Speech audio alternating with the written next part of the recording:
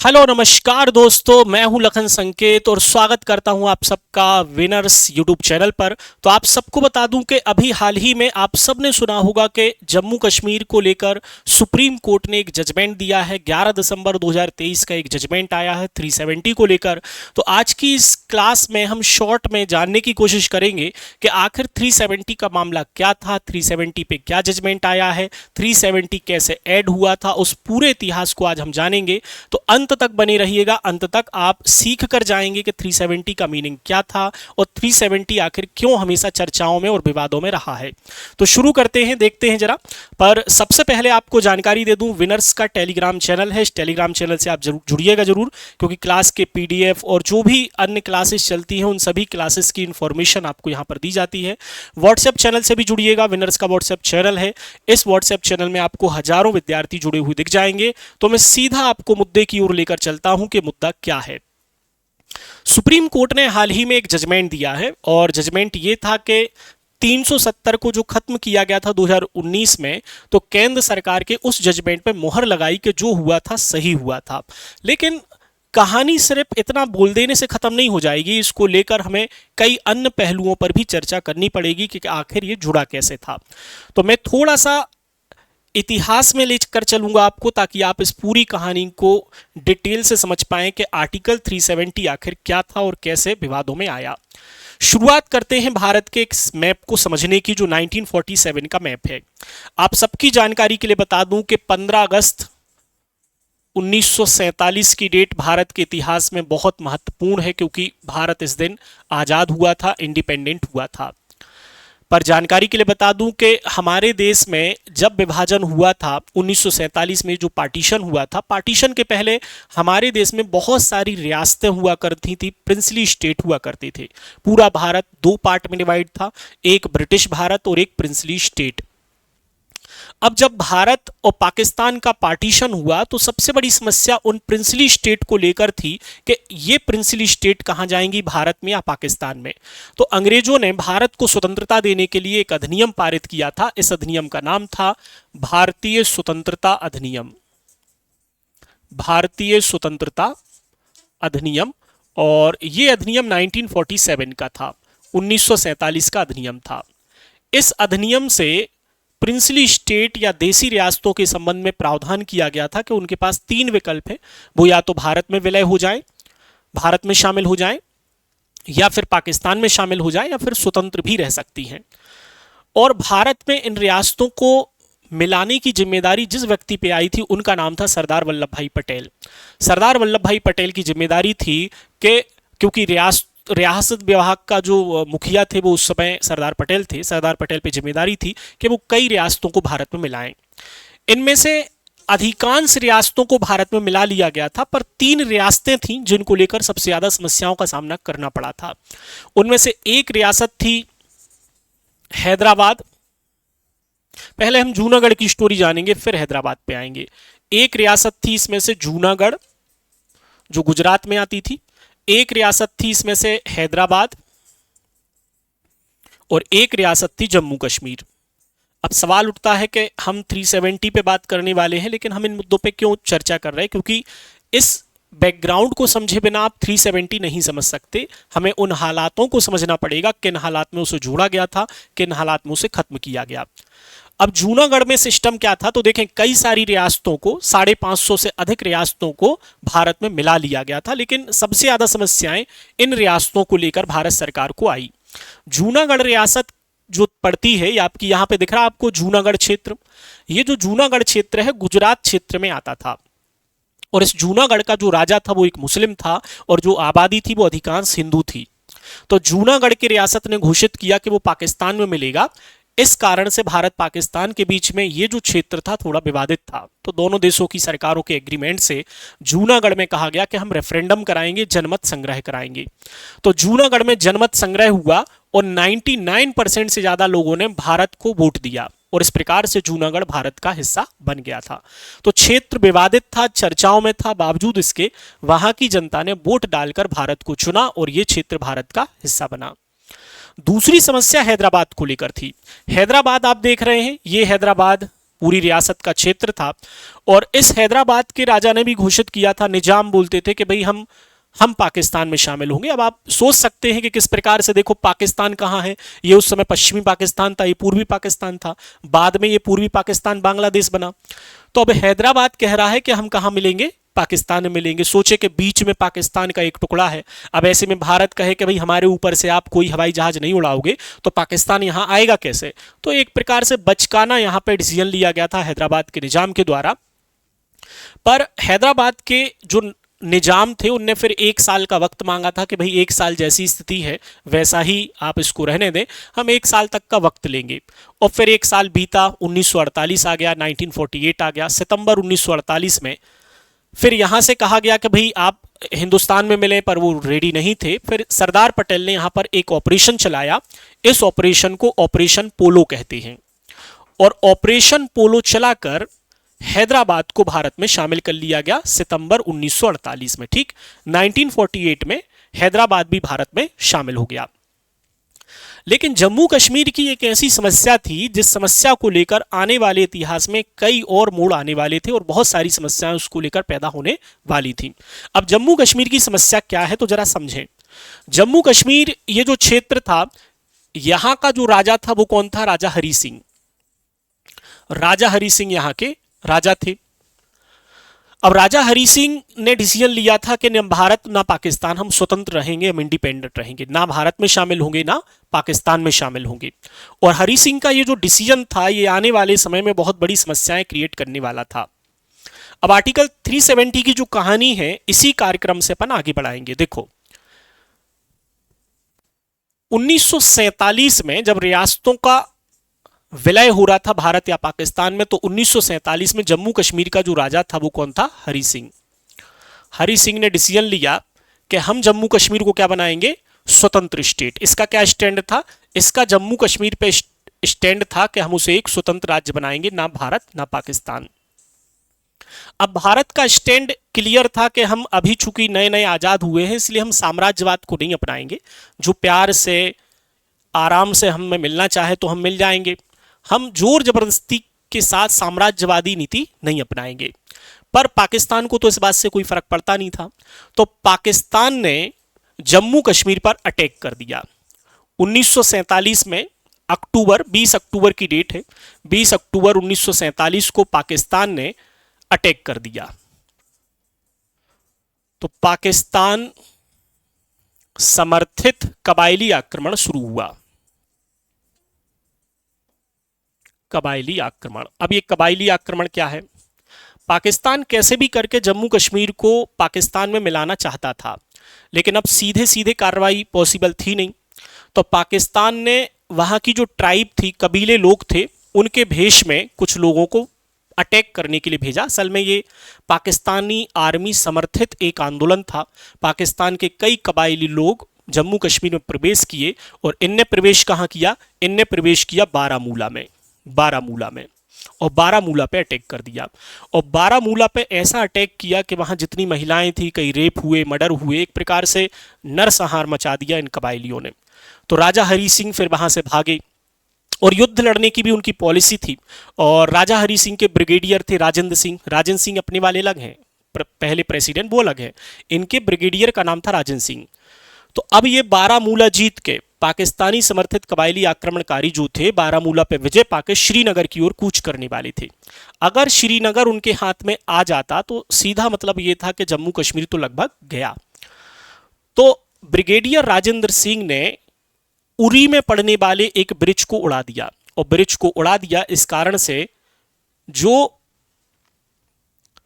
पाकिस्तानी कबायली आक्रमणकारी थे उनको श्रीनगर पहुंचने में 2 दिन तक का वक्त लग गया। और ये 2 दिन कहते हैं कि बहुत इंपॉर्टेंट थे, जिससे हरि सिंह को और दूसरी रणनीतियां तैयार करने का मौका मिला, नहीं तो जम्मू कश्मीर का इतिहास शायद कुछ और ही होता।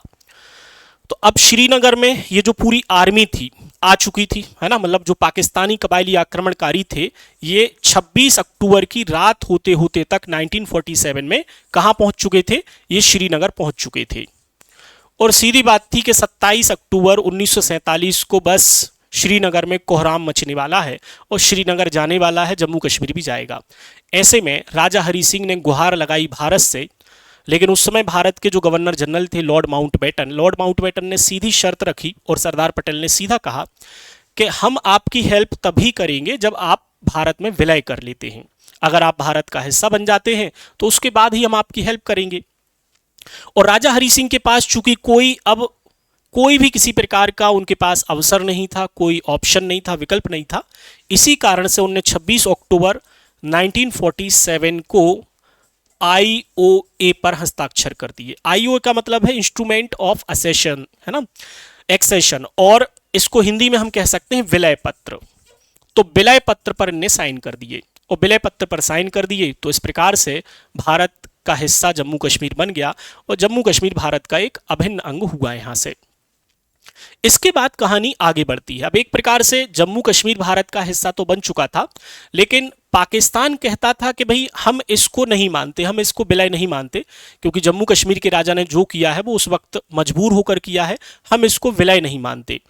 और अगर आपको विलय करवाना ही है तो फिर आप एक काम करें कि जिस प्रकार से जूनागढ़ में हुआ है, याद है आपको जूनागढ़ में क्या हुआ है, जनमत संग्रह हुआ है, उसी प्रकार का जनमत संग्रह आप जम्मू कश्मीर में कराएं और जम्मू कश्मीर की जनता डिसाइड करे वो भारत में जाए, पाकिस्तान में जाए या इंडिपेंडेंट रहे। मतलब उस समय तो दो ही ऑप्शन बचे हैं, या तो भारत या पाकिस्तान। तो जनमत संग्रह से इस बात को डिसाइड किया जाए।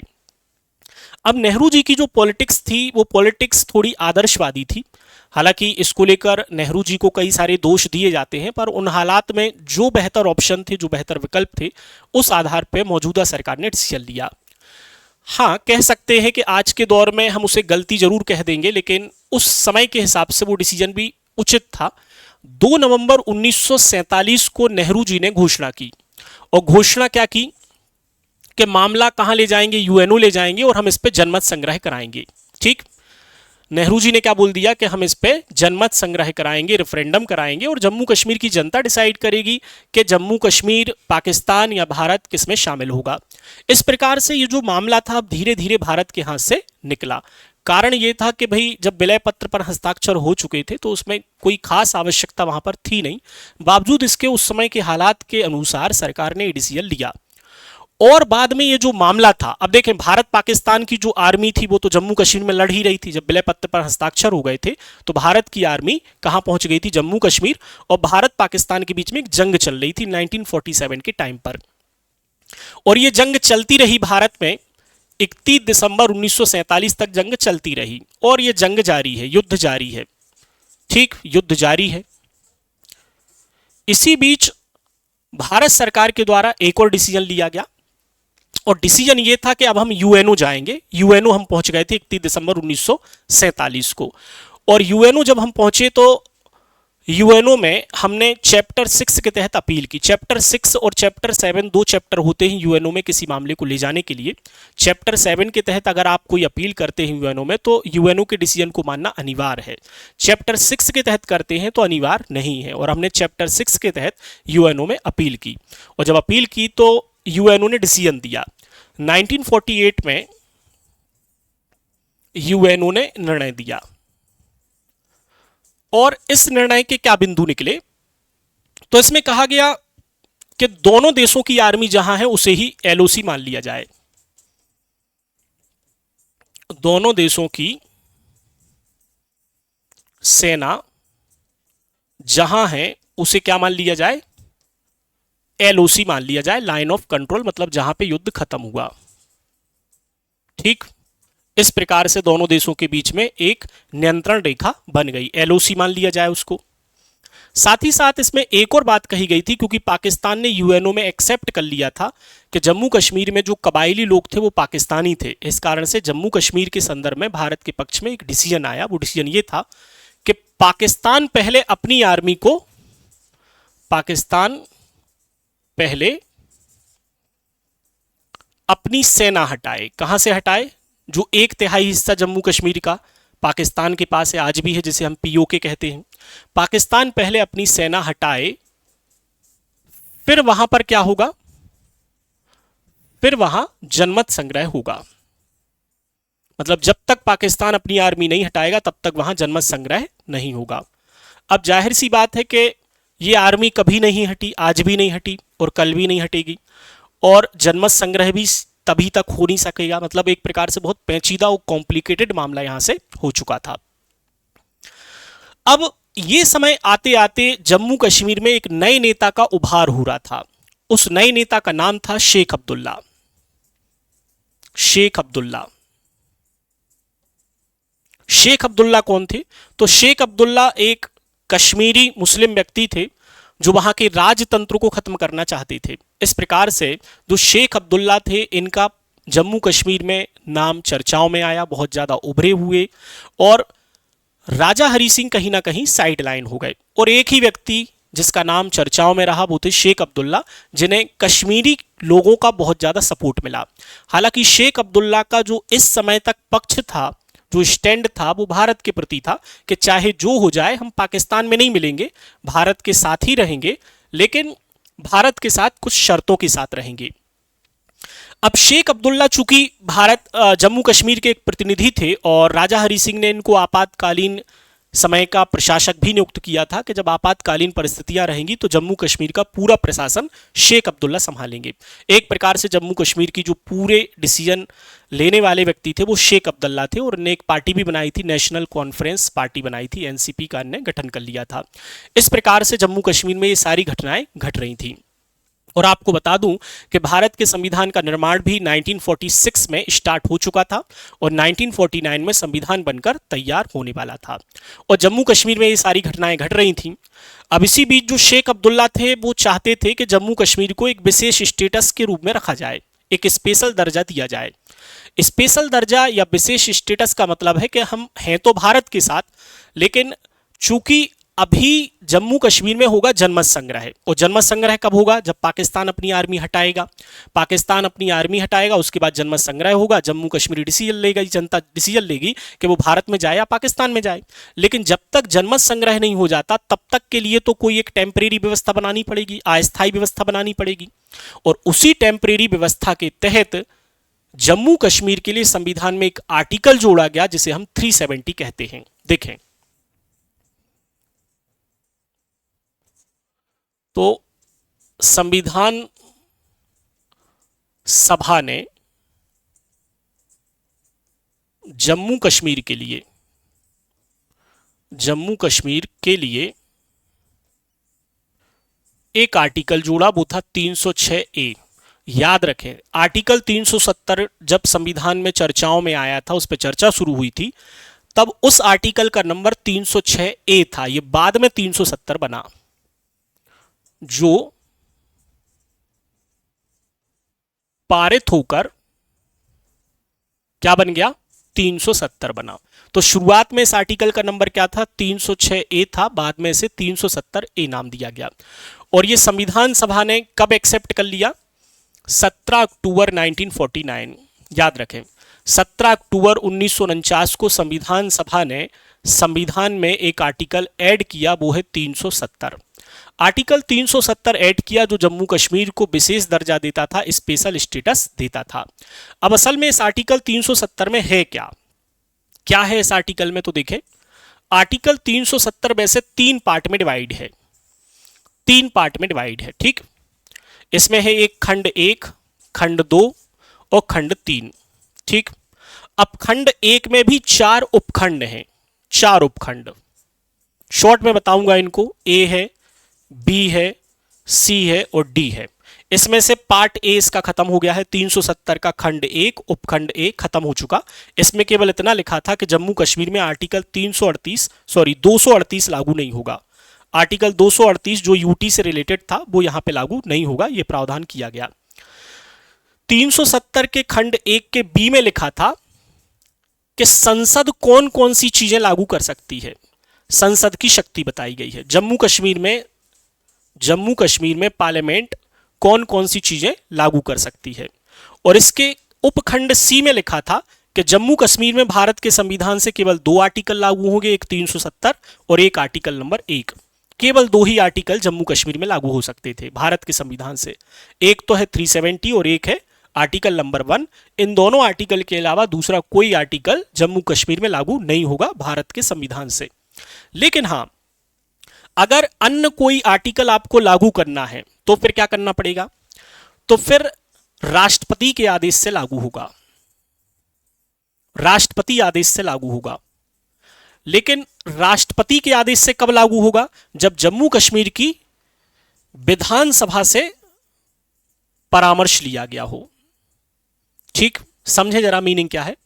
देखो, यहां कहा गया कि जम्मू कश्मीर के संबंध में केवल 370 और आर्टिकल 1 ही लागू होगा, और यहां कहा गया है कि अगर भारत के संविधान के कोई अन्य आर्टिकल लागू करने हैं, जैसे मान लो मौलिक अधिकार लागू करना है, तो वो प्रेसिडेंट के आदेश से लागू होगा। लेकिन इसके लिए एक चीज है कि विधानसभा का परामर्श लगेगा। जो जम्मू कश्मीर की विधानसभा है उसके परामर्श से ही आप अन्य कोई प्रोविजन जम्मू कश्मीर में लागू कर सकते हैं। फिर 370 का जो क्लॉज 2 है, इसमें यह कहा गया था कि जब जम्मू कश्मीर की संविधान सभा बनेगी, मतलब जम्मू कश्मीर का अलग संविधान बनना है, यह भी फिक्स था कि जम्मू कश्मीर अलग कॉन्स्टिट्यूशन पे चलेगा। तो जम्मू कश्मीर का जब अलग संविधान बन जाएगा तो उसकी जो संविधान सभा है, जम्मू कश्मीर की जो कॉन्स्टिट्यूएंट असेंबली है, संविधान सभा, वो संविधान सभा जिन मामलों को एग्री करेगी वही जम्मू कश्मीर के संविधान सभा में शामिल होंगे। मीनिंग समझना, देखने क्या है। मान लो राष्ट्रपति ने आदेश जारी करके जम्मू कश्मीर में इन आर्टिकल के अलावा अन्य कोई आर्टिकल लागू कर दिए। अब ये हमेशा के लिए लागू नहीं होंगे, पर वो तभी फाइनली लागू होंगे जब जम्मू कश्मीर की संविधान सभा उनको एक्सेप्ट कर लेगी। इस प्रकार से ये मामला बहुत कॉम्प्लिकेटेड और बहुत पेचीदा था। और एक और चीज, यहां हमने संसद की शक्ति की बात की, तो संसद केवल 3 विषयों पर ही लॉ बना सकती थी जम्मू कश्मीर में। यह भी यहां पे बात बताई गई, केवल 3 विषयों पर। वो कौन कौन से विषय थे? एक तो रक्षा संबंधी विषय है, एक तो विदेश संबंधी मामला है, और एक है संचार संबंधी मामला।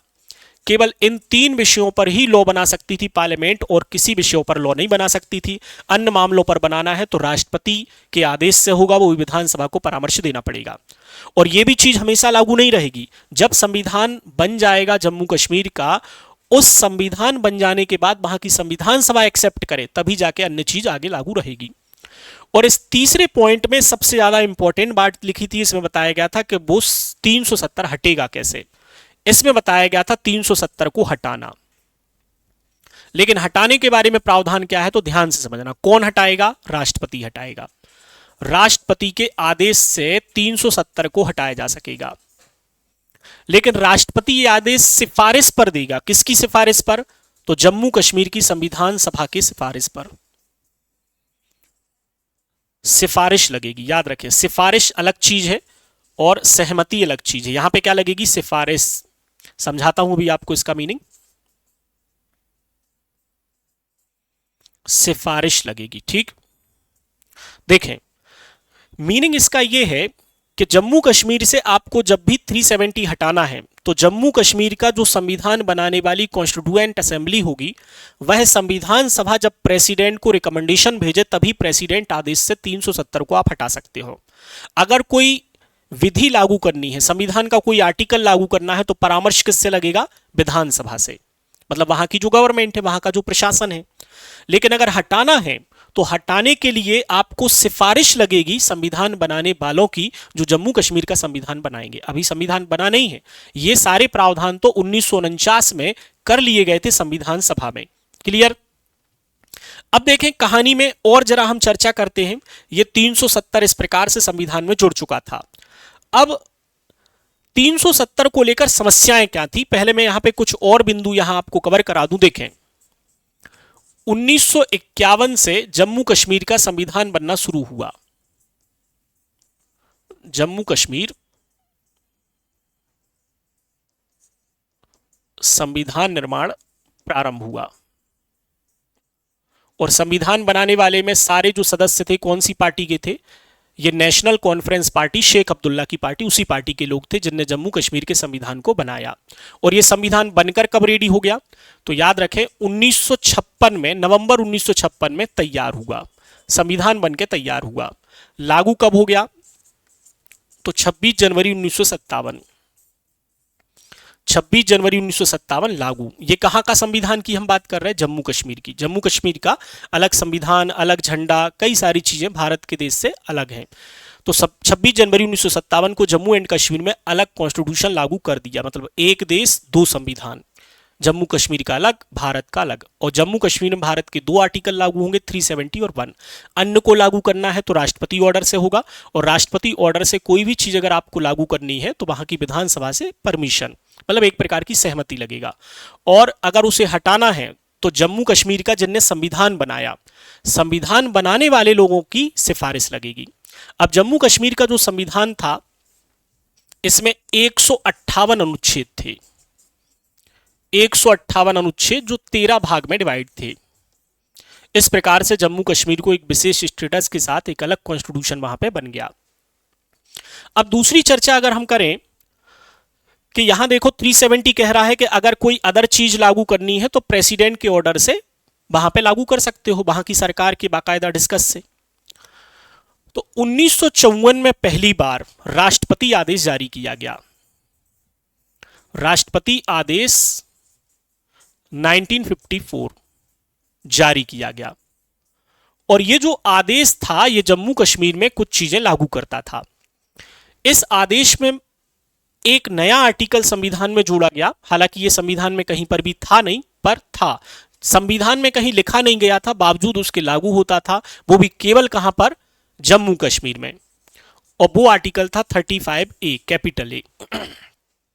और इसमें केवल यह बताया गया था कि जम्मू कश्मीर का निवासी कौन होगा, जम्मू कश्मीर का स्थायी निवासी कौन होगा, यह कौन डिसाइड करेगा, यह जम्मू कश्मीर की विधानसभा तय करेगी। और जम्मू कश्मीर की विधानसभा तय करेगी तो इसमें ऐसे ऐसे कुछ नियम बनाए गए, जैसे जम्मू कश्मीर की कोई भी महिला अगर भारत के अदर स्टेट के लड़के से शादी करे तो उसका जम्मू कश्मीर से नागरिकता खत्म हो जाएगी, ताल्लुकात खत्म हो जाएंगे। कोई भी व्यक्ति जम्मू कश्मीर में जमीन नहीं ले सकता था। इस प्रकार के कुछ अधिकार थे जो केवल जम्मू कश्मीर के लोगों को मिलते थे। और ऐसा क्यों किया गया था, ये सब इसलिए हो रहा था क्योंकि जम्मू कश्मीर में एक दिन क्या होगा, जनमत संग्रह होगा। जनमत संग्रह, जनमत संग्रह का मतलब था, यूएनओ ने कहा था जनमत संग्रह होगा, कब होगा, जब पाकिस्तान आर्मी हटाएगा। और असल में वो कभी होना नहीं था, वो कभी हुआ नहीं, आज तक नहीं हुआ। तो वहां के लोग चाहते थे कि ऐसा ना हो कि यहां पे हिंदू ही हिंदू बस जाएं, जम्मू कश्मीर में हिंदू हिंदू बस जाएं। अब हिंदू हिंदू बस जाएंगे तो जाहिर सी बात है कि जब भी जनमत संग्रह होगा तो वो किसको वोट देंगे, भारत को वोट देंगे। तो वहां के लोग चाहते थे कि यहां पे बाहरी लोग आकर डेमोग्राफी ना बिगाड़े, इस प्रकार से उनको ये राइट दिए गए। 1954 में राष्ट्रपति के द्वारा ये जो ऑर्डर पास किया गया था, इसी ऑर्डर में बाद में कई सारी चीजें ऐड की गई, संशोधन किए गए। 1954 के इस ऑर्डर में कई सारी चीजें संशोधित करके बाद में धीरे धीरे जोड़ी गई। 370 हटने के भी पहले लगभग संविधान के 70 से 80% प्रावधान जम्मू कश्मीर पर लागू किए जा सके थे। क्योंकि प्रावधान क्या था, प्रावधान सिंपल सा था, और सिंपल सा प्रावधान यह था कि प्रेसिडेंट डायरेक्ट कोई भी चीज लागू कर देगा, बस वहां की विधानसभा से परामर्श करना है, सरकार से परामर्श करना है। लेकिन ये सारी चीजें चल रही थी, लेकिन जम्मू कश्मीर में हालात बिगड़े। और हालात कब बिगड़े, ये हालात बिगड़े 1980 के दशक में। 1980 के दशक से जम्मू कश्मीर में हालात बिगड़ने लगे, और 370 की आड़ में वहां पर कई सारी घटनाएं होने लगी। उग्रवाद वहां पे बढ़ा, आतंकवाद वहां पे बढ़ा, और धीरे धीरे भारत से भी कई वर्गों में डिमांड उठाई जा रही थी। विशेष रूप से बीजेपी पार्टी, उनका हमेशा से उद्देश्य था, घोषणा पत्र में ही हमेशा से होता था कि 370 हम कभी ना कभी खत्म करेंगे जब भी हम सरकार में आएंगे। तो एक घोषणा पत्र का उनका एक वादा था। और जम्मू कश्मीर में ये जो हालात बन रहे थे, इन हालातों का दोषी ठहराया जाता था 370 को, 370 को, क्योंकि 370 की आड़ में वहां पे कोई रह नहीं सकता था, मतलब जमीन नहीं खरीद सकता था भारत का नागरिक। वहां पे आप 50 साल भी रह लो तो उसके बाद भी आपको वहां पे किसी प्रकार से स्थायी निवासी नहीं माना जाएगा। मतलब कुल मिलाकर जो सारा सिस्टम था वो जम्मू कश्मीर के फेवर में था, ताकि वहां की डेमोग्राफी ना बिगड़े। और इसकी आड़ में उग्रवाद पनपा, आतंकवाद पनपा, ये सारी घटनाएं घट रही थी। फिर एक दिन आता है 2016 में, शुरुआत करते हैं हम 2016 से। 2016 में वहां इलेक्शन हुए, इलेक्शन में गठबंधन हुआ, PDP party plus BJP party, इन दोनों पार्टियों ने मिलकर वहां पर सरकार बनाई, गवर्नमेंट बनाई। गठबंधन की सरकार थी, लेकिन बीच में ही 2018 में, जून 2018 में बीजेपी सरकार ने अपना बहुमत वापस ले लिया, और जम्मू कश्मीर के संविधान के अनुसार वहां पे क्या लग गया, राज्यपाल शासन लग गया। जम्मू कश्मीर भारत का एक ऐसा राज्य था जहां राज्यपाल शासन लगता था, राष्ट्रपति शासन डायरेक्ट नहीं लगता था। 1954 की जब हम बात करें तब तो वहां पे 356 लागू भी नहीं होता था, लेकिन बाद में इसे लागू किया गया। 1954 का जो ऑर्डर था उसका यूज करके बाद में कई सारी चीजें जोड़ी गई। तो अब वहां 356 तो लागू होता था, पर उसकी कंडीशन थी। कंडीशन ये थी कि जब भी जम्मू कश्मीर में आपातकालीन स्थिति बनेगी तो राष्ट्रपति शासन डायरेक्ट नहीं लगेगा, राज्यपाल शासन लगेगा।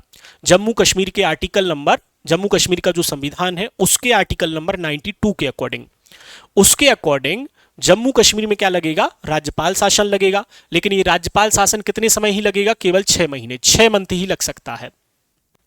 और अगर 6 महीने के बाद भी हालात ना सुधरे तो राज्यपाल शासन कन्वर्ट हो जाता है राष्ट्रपति शासन में। फिर वहां पे संविधान, भारत के संविधान का आर्टिकल 356 लागू हो जाएगा। और यही हुआ, जम्मू कश्मीर में प्रेसिडेंट रूल लग गया, राज्यपाल शासन से राष्ट्रपति शासन लग गया। और ये कब से लग गया, 2018 दिसंबर महीने 2018 से जम्मू कश्मीर में राष्ट्रपति शासन लग चुका था। और जाहिर सी बात है, राष्ट्रपति शासन का मीनिंग क्या होता है, राष्ट्रपति शासन का मीनिंग होता है कि उस राज्य की सारी शासन व्यवस्था पर डिसीजन कौन लेगा, राष्ट्रपति लेगा, अपने द्वारा नियुक्त किए गए राज्यपाल के अनुसार या राज्यपाल के थ्रू। तो अब जम्मू कश्मीर की सारी व्यवस्था किसके हाथ में थी, सारी व्यवस्था राष्ट्रपति के हाथ में थी। राष्ट्रपति माने केंद्र सरकार के हाथ में थी। और अभी हम इस चीज पे डिस्कस कर चुके हैं कि अगर आपको 370 हटाना है तो क्या करना पड़ेगा। आपको 370 हटाना है तो 370 3 में लिखा है कि राष्ट्रपति आदेश से हट सकता है, लेकिन जम्मू कश्मीर की संविधान सभा से, संविधान सभा की सिफारिश पर। लेकिन इसको लेकर एक समस्या यह है कि 2018-19 तक आते आते तक अगर हम बात करें तो जम्मू कश्मीर में तो जिनने संविधान बनाया था वो सब तो रहे ही नहीं अब, क्योंकि जम्मू कश्मीर की संविधान सभा को 27 जनवरी 1957 को ही भंग कर दिया गया था। और अब तक तो शायद वो धरती पे भी नहीं रहे थे, सब अल्लाह को प्यारे हो चुके थे। ऐसे में उनसे आप सिफारिश करवाओगे कैसे। तो इसको लेकर एक तोड़ निकाला गया, और तोड़ यह था कि संविधान का एक आर्टिकल है 367, अनुच्छेद 367। इस आर्टिकल 367 में कई सारी चीजों का मीनिंग बताया गया है कि विदेशी राज्य किसे कहा जाएगा, इस प्रकार से कई सारी चीजों के मीनिंग बताए गए हैं। 3 खंड उसमें बेसिकली आते हैं। 367 में एक आर्टिकल जोड़ा गया 4, मतलब एक प्रकार से राष्ट्रपति ऑर्डर से ही ये हुआ था, तो एक बिंदु जोड़ा गया और इसमें लिख दिया गया कि जम्मू कश्मीर में जो संविधान सभा है, जम्मू कश्मीर की जो संविधान सभा है, इसका मीनिंग जम्मू कश्मीर की विधानसभा से होगा, क्योंकि असली पैंच इसी को लेकर था। ठीक, तो मीनिंग चेंज हो गया, उसकी व्याख्या बदल दी, उसका इंटरप्रिटेशन बदल दिया कि जम्मू कश्मीर की जो संविधान सभा है उस संविधान सभा का मीनिंग क्या निकाला जाएगा, उस संविधान सभा का मीनिंग जम्मू कश्मीर की विधानसभा से निकाला जाएगा। क्योंकि आप जम्मू कश्मीर की संविधान सभा से तो एडवाइस ले नहीं सकते, सिफारिश करवा नहीं सकते, जम्मू कश्मीर की विधानसभा से ये करवाना पॉसिबल है। लेकिन अब जम्मू कश्मीर में क्या लगा है, राष्ट्रपति शासन लगा है। राष्ट्रपति शासन लगा है मतलब राष्ट्रपति का शासन है, और राष्ट्रपति डायरेक्ट नहीं करेगा, वहां पे एक व्यक्ति रहेगा राज्यपाल, और उस समय वहां पे राज्यपाल कौन था, सत्यपाल मलिक। तो भाई विधानसभा का मीनिंग किससे है, फिर विधानसभा का मीनिंग सरकार से है, गवर्नमेंट से है। गवर्नमेंट में कौन है, अभी केंद्र सरकार है। तो राज्यपाल सत्य मलिक ने सिफारिश कर दी, किससे सिफारिश कर दी, प्रेसिडेंट से, कि आप यहां पे इसको हटाओ। और इस प्रकार से सिफारिश के आधार पर 5 अगस्त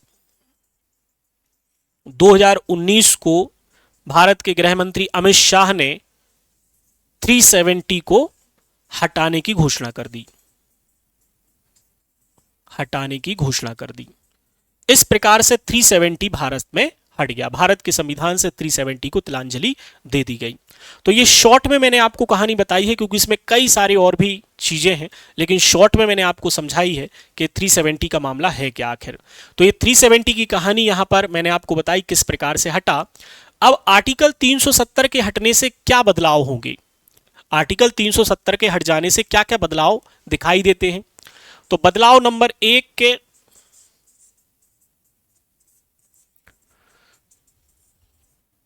जम्मू कश्मीर में अब भारत के संविधान के भारत के संविधान के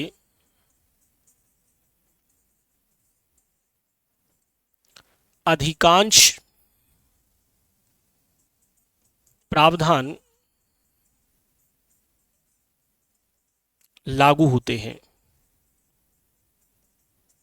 नहीं, अधिकांश की जगह हम सभी लिख सकते हैं, सभी प्रावधान अब लागू होते हैं ना।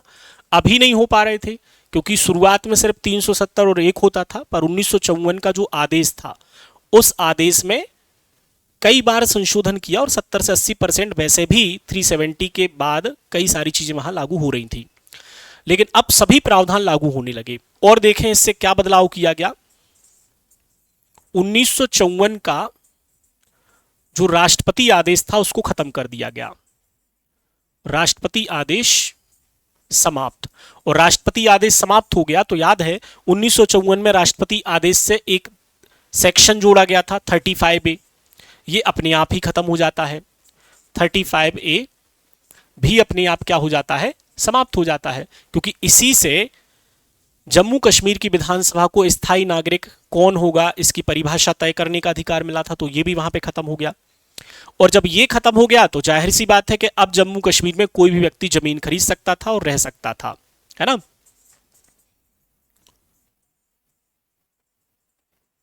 जम्मू कश्मीर में कोई भी भारतीय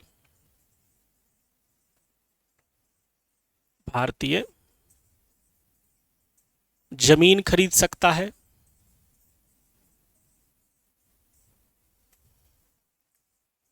और स्थायी रूप से रह सकता है।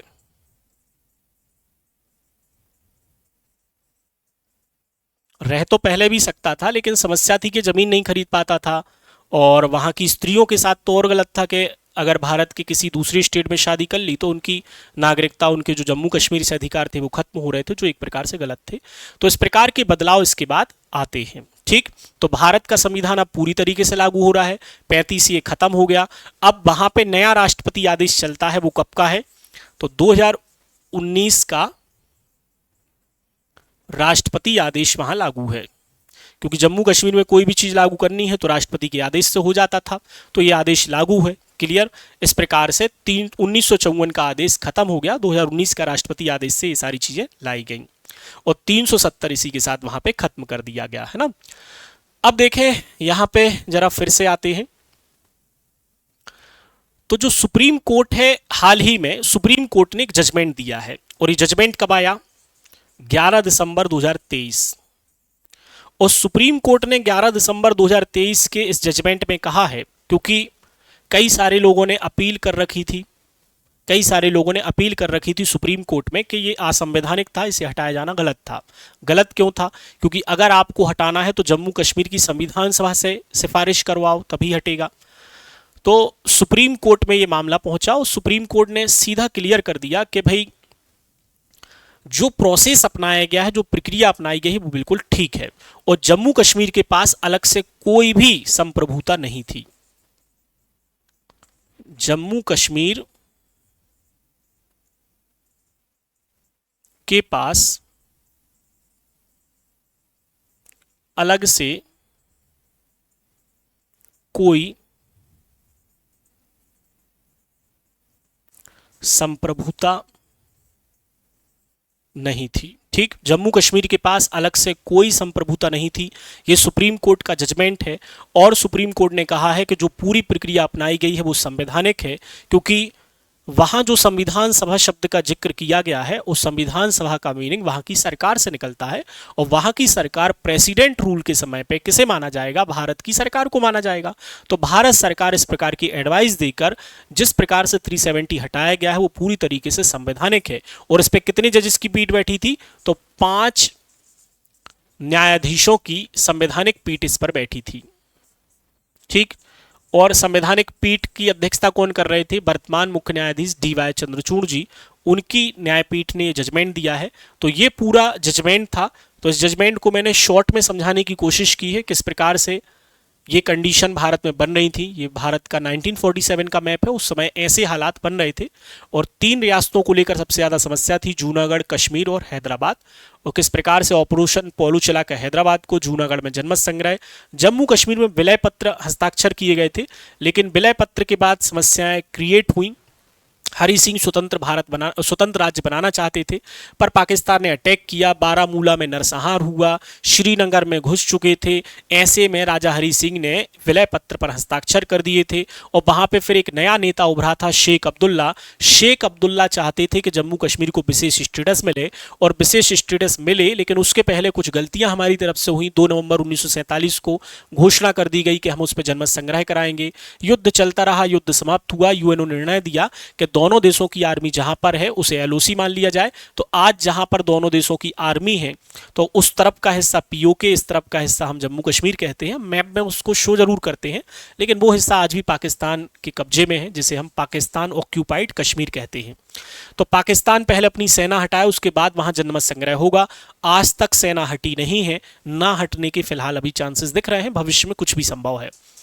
लेकिन जब तक जनमत संग्रह नहीं होगा जम्मू कश्मीर में, तब तक के लिए एक अस्थायी व्यवस्था, एक ऐसी व्यवस्था संविधान में की जाए जिससे जम्मू कश्मीर का प्रशासन चल सके। तो संविधान का भाग था 21, किस भाग में रखा गया था इसको? भाग 21 में। और भाग 21 का टाइटल ही क्या है? भाग 21 का टाइटल था अस्थायी और संक्रमणकालीन प्रावधान। ठीक, अस्थायी और संक्रमणकालीन प्रावधान इसका टाइटल था। बाद में विशेष उपबंध भी उसमें जोड़ा गया, मतलब एक ऐसे प्रावधान जो टेम्परेरी आधार पे हैं, भविष्य में कभी ना कभी खत्म होंगे। इस प्रकार से 370 को जोड़ा गया था उन हालात में। 370 में ये सारी चीजें थी, मैंने बताया। रक्षा, संचार, विदेश के मामले पे ही पार्लियामेंट काम कर सकती थी, लेकिन अदर मामले पे करना है तो प्रेसिडेंट के ऑर्डर पर, विधानसभा का परामर्श मिलने पर ही अलग अदर चीजें आप वहां पे लागू कर सकते हो।